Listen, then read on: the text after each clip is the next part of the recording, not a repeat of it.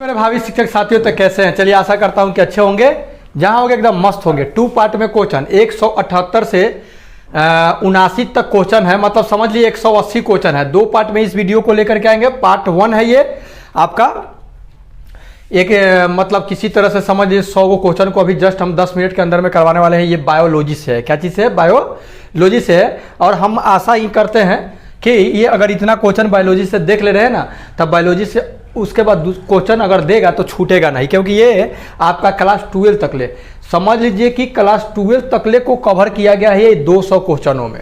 Okay, important question को ही लेकर के हम आप लोगों के लिए आ रहे हैं। देखिए, आत्महत्या की थैली किसे कहा जाता है? ये जो आत्महत्या की थैली जो है ये किसे कहा जाता है? तो आप लोगों को पता होगा, ये 9th का विषय है। लाइसोसोम को आत्महत्या की थैली कहा जाता है। प्रोटीन संश्लेषण होता है, माने प्रोटीन का संश्लेषण कहाँ होता है, किस पे होता है, ठीक ना? तो प्रोटीन का जो संश्लेषण होता है, जो हम लोग दाल वाल खाते हैं, उसका संश्लेषण क्या चीज में होता है? वो राइबोसोम पर होता है। कहाँ होता है? राइबोसोम। आगे देखेंगे फटाफट।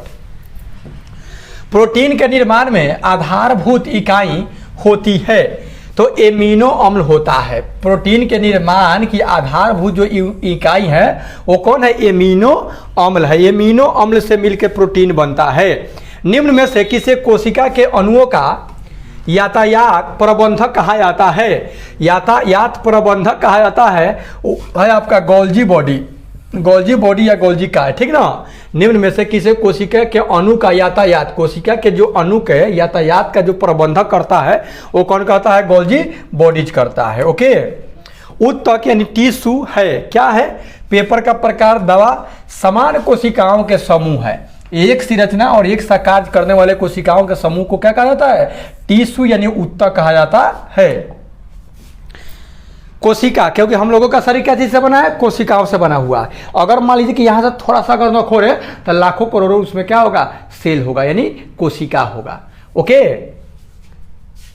कोशिका के अंदर ऊर्जा का निर्माण किसके द्वारा होता है? जो कोशिका के अंदर ऊर्जा का जो निर्माण होता है वो किसके द्वारा होता है? तो माइटोकॉन्ड्रिया के द्वारा होता है। किसके द्वारा होता है? माइटोकॉन्ड्रिया के द्वारा ऊर्जा का निर्माण होता है।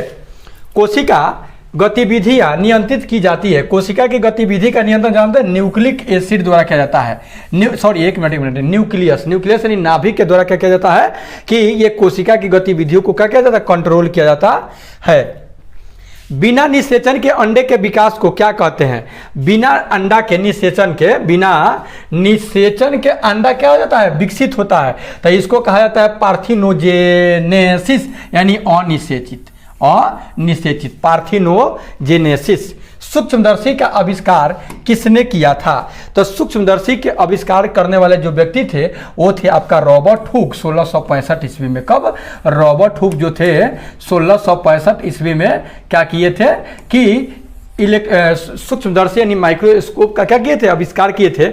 और कर्क कोशिका को सबसे पहले वो देखे थे, कर्क की कोशिका को। आइए देखते हैं आगे। अगला है, मानव शरीर के कौन से अंग में लसिका कोशिकाएं बनती है? तो वो है आपका दीर्घ अस्थि। दीर्घ अस्थि में क्या होता है कि आपका क्या बनता है? लसिका। डीएनए की कुंडलन रचना किसने बनाई थी?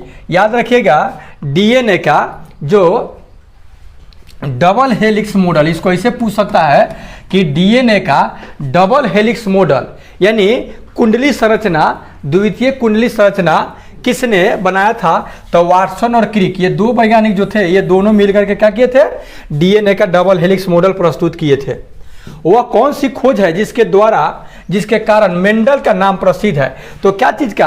आनुवंशिकी के नियम का। मटर के पौधा पर यह प्रयोग कर करके समझ लीजिए कि आज जो इतना भोजन और जीव जंतुओं पर जो प्रयोग किया जा रहा है ये मेंडल का ही है। आनुवंशिकी के इनको पापा यानी पिता कहा जाता है, जनक कहा जाता है।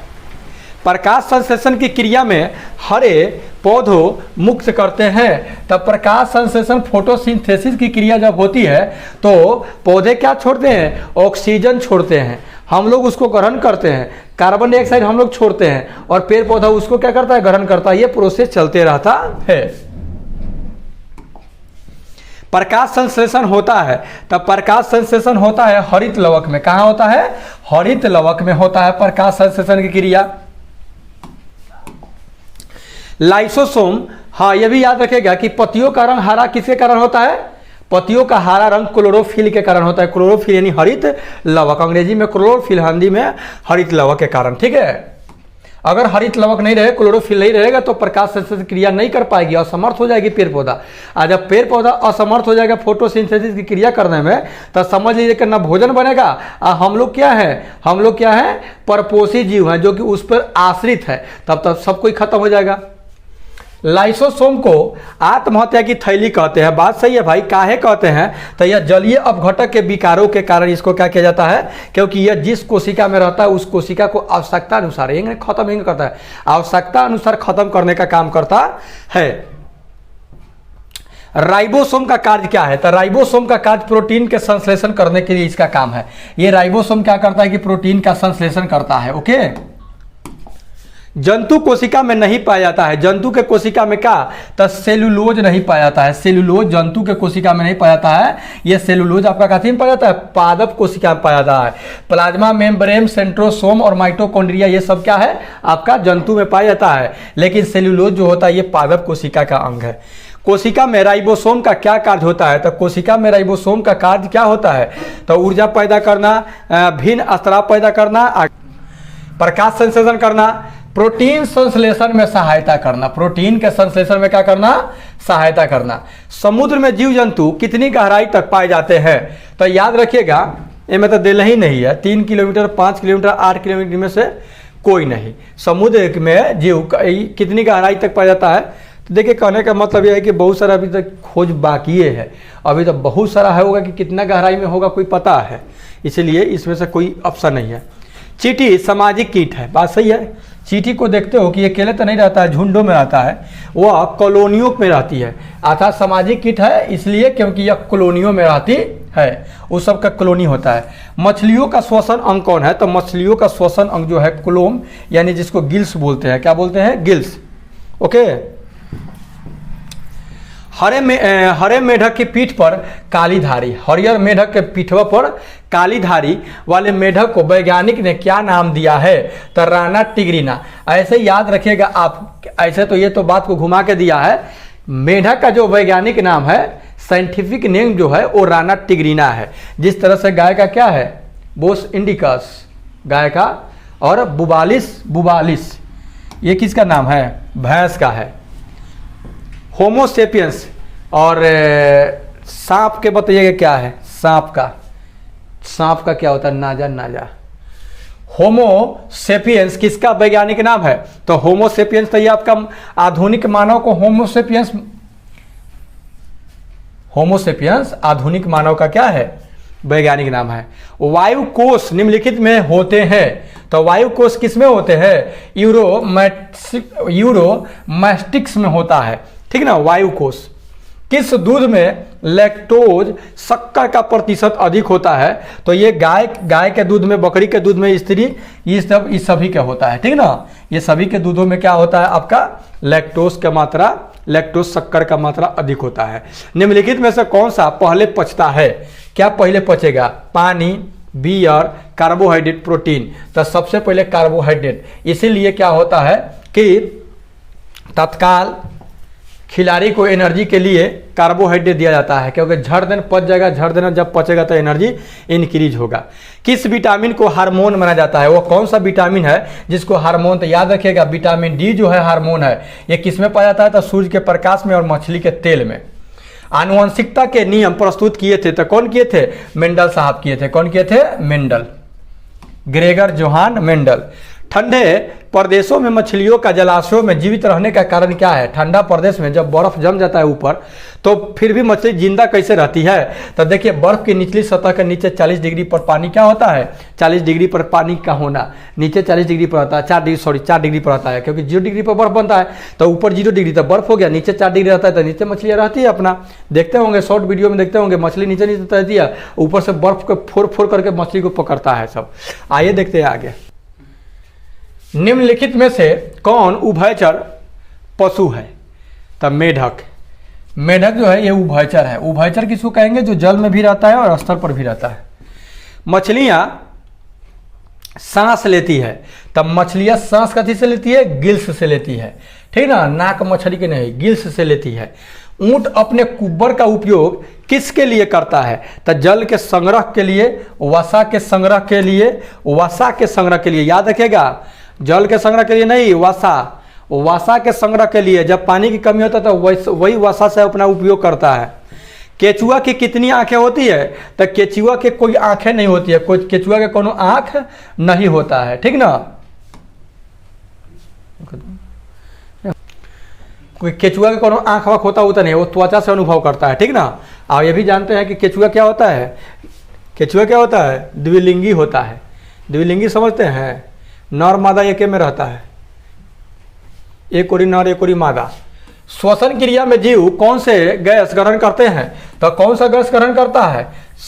ऑक्सीजन है ना ग्रहण हम लोग करते हैं। डबल बार रिपीट हो गया क्या क्वेश्चन? अब जीवाणुओं को रंगने की विधि की खोज किस वैज्ञानिक ने किया था? जीवाणु को जो रंगने की विधि का खोज कौन किया था? ग्राम। कौन वैज्ञानिक थे? ग्राम। निम्नलिखित में से किसमें अस्थि पिंजर बिल्कुल ही नहीं होता है? अस्थि पंजर बिल्कुल ही नहीं होता है तो वो होता है जेली फिश में। जेली फिश में कोई अस्थि पंजर वंजर होता नहीं है। जेनेटिक कोड का आविष्कार किसने किया था? जेनेटिक कोड का आविष्कार करने वाले व्यक्ति कौन थे? डॉक्टर हरगोविंद खुराना था, सॉरी थे डॉक्टर हरगोविंद खुराना। जो जेनेटिक कोड है AUGC है ना, ये 4 गो कोड है।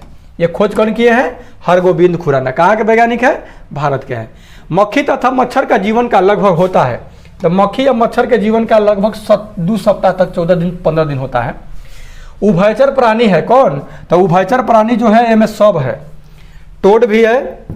टोड मतलब मेढकों के प्रकार है, देख के घिन बढ़ता है, दूसरे टाइप का रहता है, लीटर पीटर लेखन। मेढक तो नहीं है, कछुआ है, सब है। उभयचर का मतलब कि जम थल और स्थल दोनों पर रहेगा, मरेगा नहीं।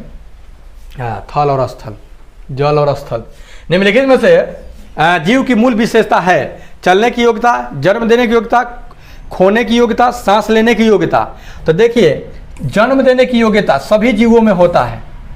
आना ही तो फिर बातें कहाँ से आता कहाँ से? 10 क्वेश्चन और देखेंगे, उस पर बस करेंगे। ओके। निम्नलिखित में से कौन स्तनधारी नहीं है? मछली। तो मछली स्तनधारी नहीं है। स्तन समझते हैं ना, इसके पास स्तन थोड़ी है, दूध थोड़ी देती है। निम्नलिखित में से कौन सा पक्षी आकार में सबसे बड़ा होता है? तो आप तो जान ही रहे हैं कि शुतुरमुर्ग है, और सबसे बड़ा कोशिका शुतुरमुर्ग के अंडा।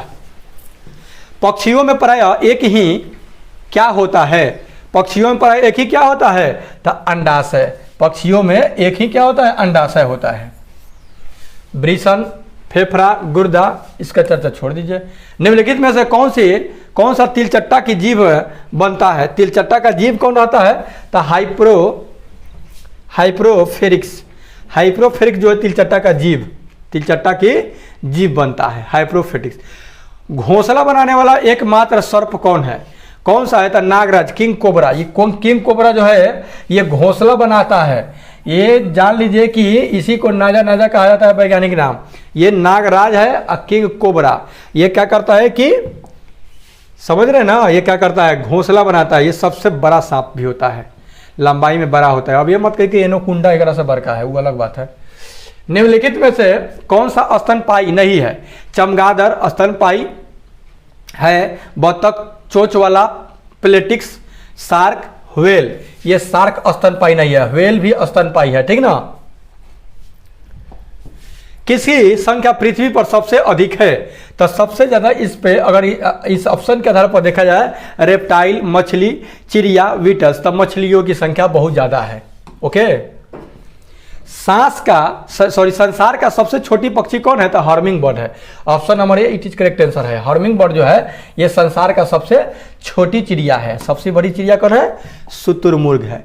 एक चींटी चारों ओर की वस्तुएं देख सकती है क्योंकि उसमें उपस्थित रहता है पूर्ण विकसित आंखें। उसमें चींटी में पूरा विकसित आंखें होती है।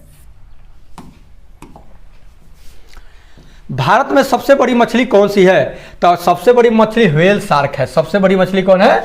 व्हेल शार्क जो मछली है सबसे बड़ी मछली है। ये तो 30 हाथी के बराबर होती है।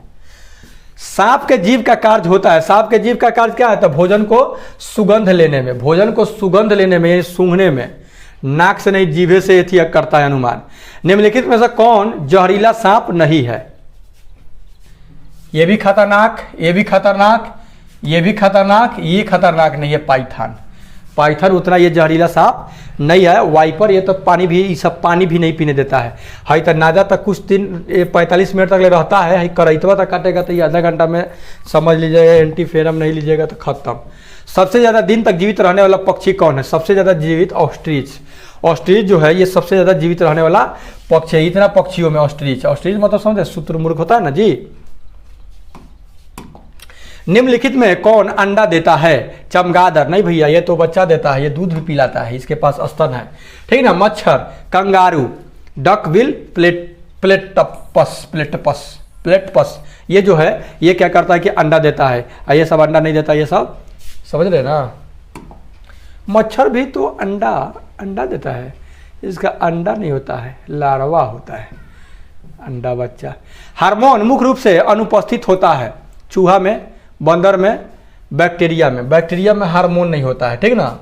ये बैक्टीरिया है तो इसमें हार्मोन नहीं होता है। चूहा, बंदर इस सब में तो जो भी प्रोसेस होता है हार्मोन के माध्यम से। पादप कोशिका में पाया जाने वाला सबसे बड़ा कोशिकांग कौन है? तो देखिए प्लास्टिड जो है ये मानव पादप कोशिका में सबसे बड़ा पाया जाने वाला क्या है? कोशिकांग है, कोशिका का अंग है।